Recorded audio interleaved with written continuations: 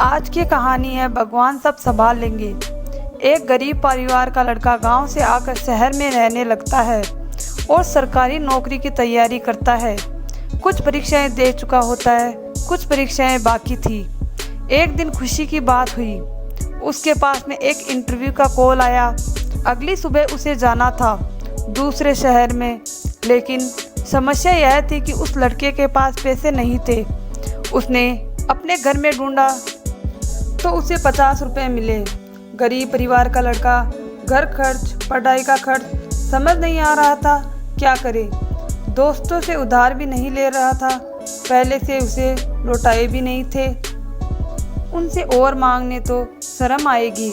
अगली सुबह हिम्मत करके एक जोड़ी कपड़े थे, उसे पहन करके अपने कागज़ लेकर बस स्टॉप की तरफ चल दिया। सोचा कुछ ना कुछ कर ही लूँगा। ऊपर वाले को धन्यवाद भी दे रहा था और पूछ रहा था कि क्या कर दिया मेरे साथ। लड़के को लग रहा था कि कोई न कोई जान पहचान का मिल जाएगा और आज लिफ्ट मांग लूँगा, पहुँच जाएंगे, इंटरव्यू दे करके आ जाएंगे। बस स्टैंड पर वहाँ उसे कोई जान पहचान का नहीं मिला। बस में चढ़ने के लिए किराया नहीं था। लड़का उदास, परेशान, निराश होकर बस स्टैंड से वापस बाहर निकल आया। आकर के देखा पास में एक बड़ा सा मंदिर था।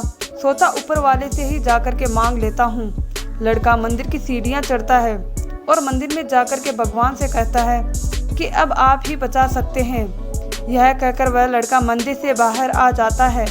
देखता है पास में कुछ फकीर बैठे हुए हैं और उनसे कटोरे में बहुत सारे पैसे रखे हुए हैं, और फिर से मंदिर की तरफ मुड़ता है और कहता है, वाह भगवान, कमाल है, जिसको चाहिए उसको दे नहीं रहे हो और जिसको नहीं चाहिए उसको बहुत सारे दे रखे हैं। फकीर यह सब समझ जाता है और पूछता है, क्या हुआ, कोई परेशानी है, हम कुछ मदद कर सकते हैं तुम्हारी।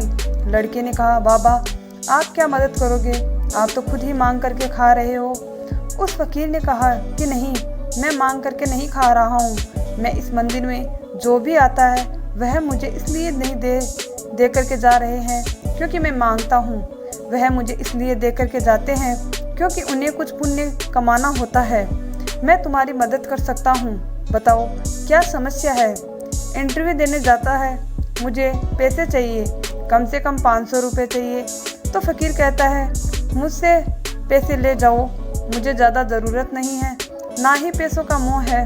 एक टाइम का खाना चाहिए और कुछ दवाइयाँ चाहिए क्योंकि बीमार हूँ, इससे ज़्यादा मुझे कुछ नहीं चाहिए। जो भी शाम तक बचता है वह मैं खुद शाम तक मंदिर की दान पेटी में डाल देता हूँ। लड़का विश्वास कर लेता और फकीर की बात का और कहता है, बाबा जब मेरे पास पैसे वापस आ जाएंगे तो मैं आपको लौटाने ज़रूर आऊँगा। फकीर बोलता है, कोई बात नहीं, मैं यहीं बैठा हूँ और कोई मेरा ठिकाना भी नहीं है। लड़का जाता है, इंटरव्यू देता है और किस्मत से उसका सिलेक्शन हो जाता है। खुश होकर के वह वापस शाम को अपने घर जा रहा होता है तो उसे बाबा की याद आती है। तो लड़का सोचता है, जाते समय बाबा को ज़रूर धन्यवाद करूँगा और उनके पैसे भी लौटा दूँगा। जैसे ही वह लड़का मंदिर पहुँचता है और देखता है उस मंदिर के बाहर भीड़ जमा हो रखी है और वह लोगों से पूछता है, क्या हुआ। तो एक बंदा बोलता है कि एक फ़कीर की मौत हो गई।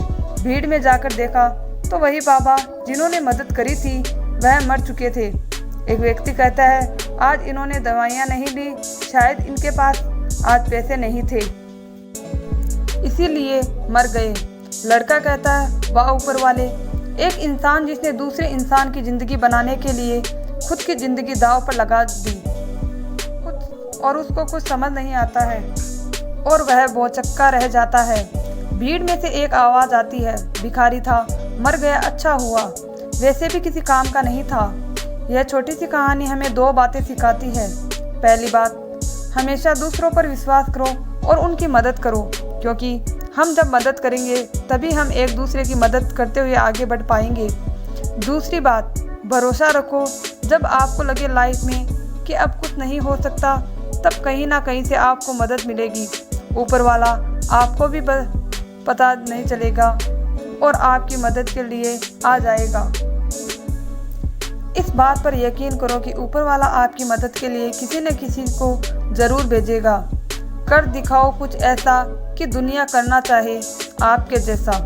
दोस्तों, ये छोटी सी कहानी आपको कैसी लगी हमें कमेंट करके ज़रूर बताएं। और अगर आप हमारे चैनल पर नए हैं तो प्लीज़ चैनल को सब्सक्राइब करें।